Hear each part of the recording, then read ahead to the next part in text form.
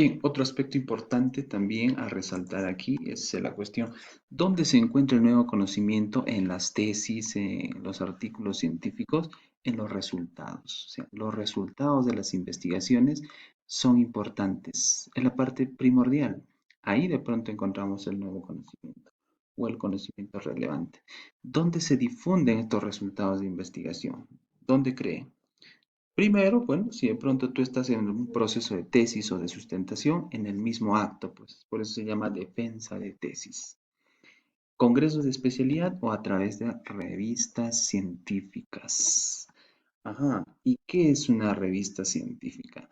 Una revista científica es una publicación periódica. Generalmente las revistas son básicamente así como los periódicos, pero que salen anualmente y por números. Hay un portal que se llama Latindex. Si ustedes pueden entrar a Latindex, sería genial. Y si hacen la búsqueda de la palabra psicología, van a encontrar 315 revistas científicas, revistas que de pronto publican artículos sobre salud mental, psicología. Esto en el Perú, no, esto a nivel de América Latina, el Caribe, España y Portugal, o sea, todo Hispanoamérica, los que hablamos español, castellano, ¿ya? También está incluido aquí de pronto este Portugal, o sea, el idioma portugués. Estas revistas científicas tienen patrocinio por universidades. Por ejemplo, la revista en UPU, existen algunas revistas. A ver, les muestro una. Una de las revistas más prestigiosas en el Perú se llama Revista de Psicología de la Pontificia Universidad Católica del Perú. A esta revista la edita o la maneja docentes de la Universidad Católica del Perú, no solamente docentes investigadores, también tiene un comité revisor de otras universidades, pero su filiación, ¿a quién pertenece esta revista? A la PUC, ¿ya? Esta, por ejemplo, es una de las mejores revistas en el Perú porque está indexada en bases de datos. ¿Y qué es una base de datos? Una base de datos, como su nombre lo dice, aglomera un conjunto de revistas de acuerdo a su especialidad. Hay bases de datos, o sea, bases de datos que engloban revistas como, por ejemplo, estas, una de las más prestigiosas, Web of Science, Scopus, son bases de datos y hay varias, ¿no? Cielo, Cielo Perú, etcétera, etcétera. En Latinoamérica, una de las mejores revistas es la Revista Latinoamérica de Psicología, que edita con Rad Lawrence. Es una sociedad, en realidad, una fundación universitaria. Es una de las mejores revistas. ¿Y dónde pueden encontrar ustedes revistas científicas? En este portal. Grábense ese nombre, es Simago. S Simago o Simago. Aquí usted hace una búsqueda, por ejemplo, acá, ranking de revistas. Y automáticamente puede elegir las áreas temáticas. En este caso nosotros queremos psicología. Presionamos psicología y vamos a buscar a ver por regiones, África, Europa, América del Norte, América Latina. Y vamos a encontrar, por ejemplo, no sé por qué no quiere hacer ahorita. Voy a actualizar. A ver. Ujú, ujú. Psicología, a ver, América Latina. Uy, no quiere. Bueno, de pronto no sé. Pero aquí ustedes tienen, miren, las mejores revistas del mundo. Hay estadounidenses. Están en cuanto a categoría posición del ranking. Ya, bueno, esto solamente de manera general para ir familiarizándonos con el tema. Entonces, volvemos a la cuestión. Los artículos científicos son publicados en revistas científicas y las revistas científicas se encuentran indexadas o anexadas a bases de datos científicas. Y bases de datos científicas hay muchas, pero las más importantes Web of Science y Scopus. También hay Cielo, etcétera, etcétera, etcétera. Ese es el sistema del conocimiento científico, ¿ya? Antiguamente las revistas de pronto leían en físico, o sea, cuando todavía no estaba en auge el internet, se imprimían las revistas y se repartían ahí en todas las universidades, en todos los países del mundo. Y uno tenía que acceder a las bibliotecas para leer las revistas científicas, ¿no? Los artículos publicados, los nuevos hallazgos, las investigaciones más importantes. la actualidad, con el auge de Internet y todas las redes, las revistas ya no necesitan ser impresas, sino que ahora están en línea, en Internet. Las tecnologías de la información, las tecnologías educativas han ayudado mucho a la difusión del conocimiento científico. Imagínate, en la época de 1900, 1800, o sea, las revistas se repartían, cuando se editaba la revista de Estados Unidos, llegaba en 3 meses recién al Perú, o sea, 3 meses de retraso en conocimiento científico había, ¿no? Uy, imagínense, ¿no?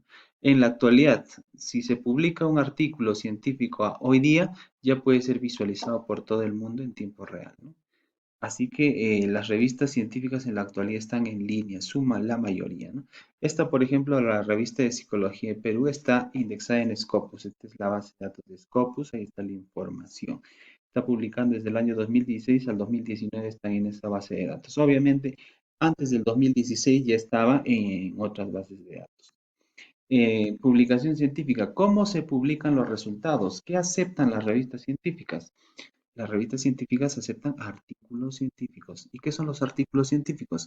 Síntesis de las investigaciones que hemos realizado. Ahora, hay dos tipos de artículos científicos. Ajá, pregunta de examen, acá viene el examen, toma tu lapicero, tu resaltador, tu grabadora, tu fonoaudio, listo. Toma, hay dos tipos de artículos científicos, los de revisión y los empíricos. Los de revisión y los empíricos. ¿Cuál es la diferencia? Que uno es de revisión y otro es empírico. Entonces, de pronto, vamos a ser un poco más técnicos, pero antes, como les dije, el artículo es una síntesis del informe de investigación o la tesis. ¿Cuál es la estructura de los artículos empíricos y por qué hago referencia solo a los empíricos? Porque los de revisión generalmente son bibliográficos o teóricos. Cuando uno lee, digamos, 10 a 15, 20 artículos sobre el tema de la autoestima, ya puedes generar un artículo de revisión. Puedes de pronto sintetizar de qué tratan esos artículos y puedes sacar una conclusión acerca de los resultados. En cambio, un empírico es aquel que utiliza la estadística para probar hipótesis. ¿Te acuerdas del método científico? 4 pasos: observación, formulación de hipótesis, experimentación y conclusiones. Entonces, de pronto, uno de los objetivos de la investigación cuantitativa es poner a prueba hipótesis y de pronto generar conclusiones que se van a convertir en nuevo conocimiento, ¿verdad? Entonces, en investigación cuantitativa, la síntesis a la que me refiero son artículos empíricos. ¿Cuál es la estructura? Nunca se olviden, sistema Inbright, sistema Inbright. O sea, un artículo debe tener introducción, debe tener métodos, debe tener resultados y debe tener discusión. En la introducción se expone qué se estudió. En los métodos se expone cómo se estudió. En los resultados se expone cuál fue el hallazgo. Y en la discusión se expone qué significan estos hallazgos. Por el momento, como todavía no estamos haciendo partes del artículo científico, como recién estamos empezando en la investigación científica, no se preocupen si de pronto no saben cómo hacer una introducción o cómo hacer un método. Lo importante aquí es diferenciar las partes, ¿ya? Entonces, los artículos empíricos tienen INRIGHT, introducción, método, resultado, discusión. En cambio, los de revisión no. Los de revisión no tienen resultados, porque no se ayudan de la estadística para probar hipótesis.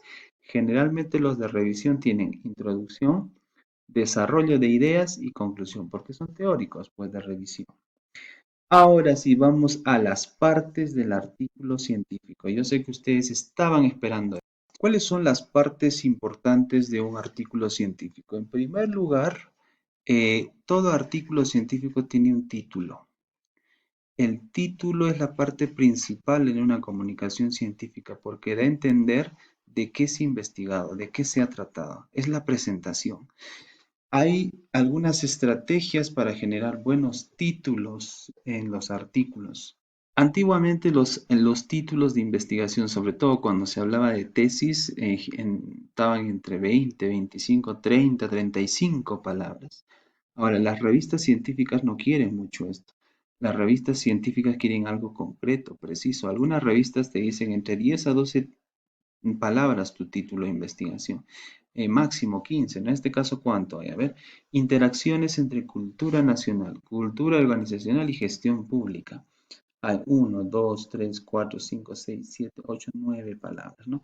Entonces, un título debe ser atractivo para despertar el interés de los lectores. Debe ser breve y describir obviamente el contenido preciso. Debe describir lo más relevante del trabajo. Debe ser suficientemente específico. No debe tener términos que necesiten aclaración, por ejemplo, en inglés o palabras demasiado técnicas, abreviaturas o fórmulas. No es nuestro caso, esto es más ingeniería, pero de pronto es mejor colocar una palabra traducida, más comprensible, ¿no? Porque lo que queremos es que levante el interés del lector. ¿Y quiénes van a ser los lectores? Los lectores van a ser otros estudiantes, así como tú. Van a ser docentes, investigadores y también van a ser personas que están trabajando en empresas. De pronto las comunicaciones científicas no llegarán pues a las personas de a pie, ¿no? Al ciudadano de a pie.